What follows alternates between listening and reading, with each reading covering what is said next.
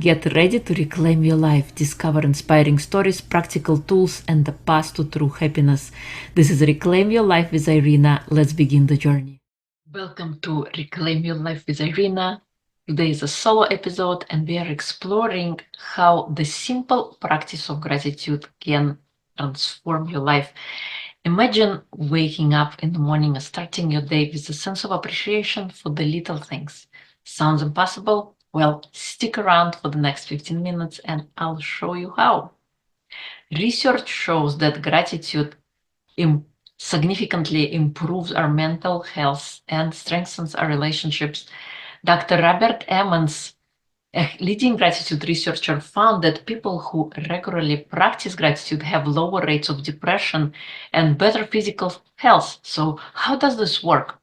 Gratitude basically shifts our focus from what we lack to what we have, promoting positive emotions. Oftentimes, we focus more on the negative than we do on the positive. And gratitude gives us an opportunity to shift our focus to things that are important so that we can start recognizing things that are working in our life as opposed to only focusing on what we are missing, on what we lack, on problems. Here are some quick ways to bring gratitude into your life. First one is gratitude journal, and it is simply setting aside 1 minute of your day to simply jot down 3 things you are grateful for. And it could be simple things like the fact that you are awake, the fact that you can see and hear and breathe, the fact that sun rose today. Simple things like that. Second thing that you can try is writing a gratitude letter, and it's writing a short note to someone you appreciate and let them know when was the last time you did that. You're actually going to be doing yourself a favor and the person who you'll send that gratitude letter to. As I don't know about you, but I always feel better when I give somebody a gift versus when I'm receiving it. Of course, receiving gifts is awesome, and you're gonna highlight somebody's day. You're gonna make their day by simply saying how grateful you are that they are in your life. Or if you haven't spoken to them in a while, to remind them why you appreciate them so much. Another great practice to practice gratitude is mindful moments, and it is simply observing something beautiful in your day, seeing a wonderful sunrise, or savoring a delicious meal instead of just shoving food in your mouth, really savoring each bite and morsel and appreciating the fact that you can taste it.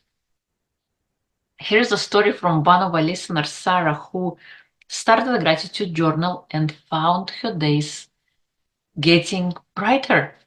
She simply started in the morning saying how awesome her day is going to be. And little by little, she was adding different things on different days. Just one little sentences. Slowly, she started to notice how many things are already working in her life. She started refocusing her brain, her mind from the things that weren't going great to the things that are already great, the things that are working. And suddenly she noticed more and more of them in her life. And now she feels so much better. And it's simply just setting aside 1 minute in a day to jot down things that are working, things that are going well. But what about when life gets tough? Even in difficult times, finding something to be grateful for can truly be incredibly powerful. Try this. Reframe your challenges as opportunities for growth. Here's a snippet of my conversation with Amanda Lindsay, who was on this podcast, in which we discuss, instead of saying, why me?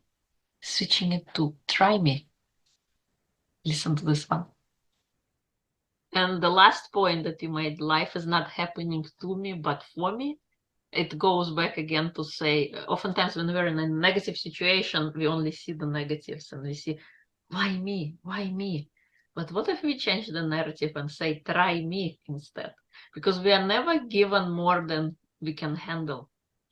We always given enough to push us forward, to kind of peel off the onion, the layer, and get into the next step of evolution. Because we always change and our problems change, and something that used to bother you 6 months ago, you're probably laughing at it right now. It's not even a big deal anymore. You now have another big deal that you're kind of thinking about. So totally, totally, I love that part. I challenge you to pick one gratitude practice and try it for a week. Share your journey with us on social media using hashtag RYL, stands for Reclaim Your Life, RYL and G in the end for gratitude. So RYLG. And I like to know, I like to hear your story. What happened after you tried it for a week? Pick one practice, whether you want to do gratitude letter or mindful moment or gratitude journal.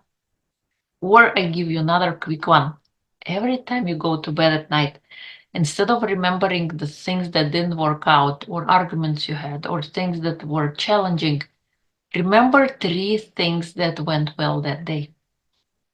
This way you can refocus and shift your mind. You know how we read fairy tales for our kids when they go to bed at night so they have beautiful dreams. What if you tell yourself a fairy tale and you have a great night ahead of you?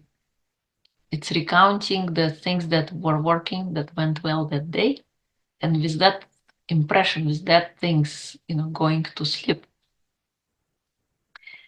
To recap, today I discussed with you the science behind gratitude, simple ways to practice it, and how to stay grateful even in tough times.